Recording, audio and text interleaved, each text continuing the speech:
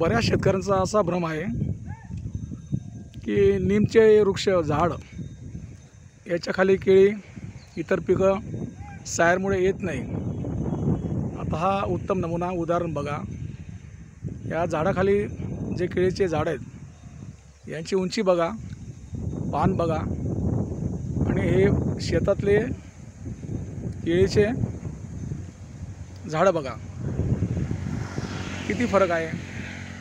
मग आपण का वृक्षतोड करतो हे बघा। आता हे झाडाखालचे हे केळी आणि झाडाच्या पासून लांब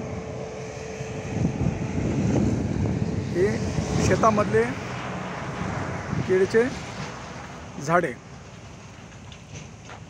किती फरक आहे।